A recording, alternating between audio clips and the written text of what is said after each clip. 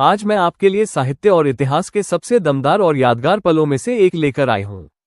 हम बात कर रहे हैं विलियम शेक्सपियर के महान नाटक जूलियस सीजर की और उसमें मार्क एंटनी के उस प्रसिद्ध भाषण की जिसने एक शहर की दिशा बदल दी थी। यह वो स्पीच है जो जूलियस सीजर की हत्या के बाद रोमन जनता को संबोधित करते हुए दी गई थी।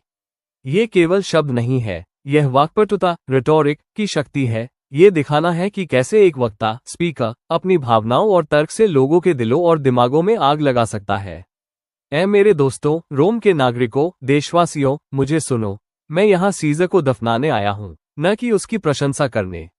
जो बुराई लोग करते हैं वो उनके मरने के बाद भी जिंदा रहती है और अच्छाई अक्सर उनकी हड्डियों के साथ दफन हो जाती है। तो सीजर के साथ भी ऐसा ही हो।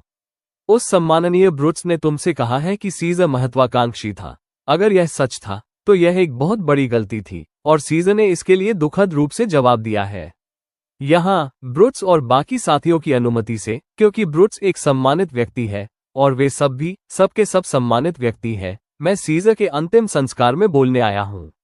वह मेरा मित्र था, मेरे लिए वफादार और सच्चा था, लेकिन ब्रुट्स कहता है कि वह महत्वाकांक्षी था और ब्रुट्स एक सम्मानित व्यक्ति है। वो रोम में कई कैदियों को पकड़ कर लाया जिनकी फिरौती से सरकारी खजाने भर गए। क्या सीजर में ये काम महत्वाकांक्षा दिखाते हैं?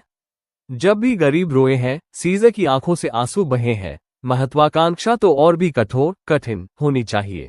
फिर भी ब्रुट्स कहता है कि वह महत्वाकांक्षी था और ब्रुट्स एक सम्मानित व्यक्ति है।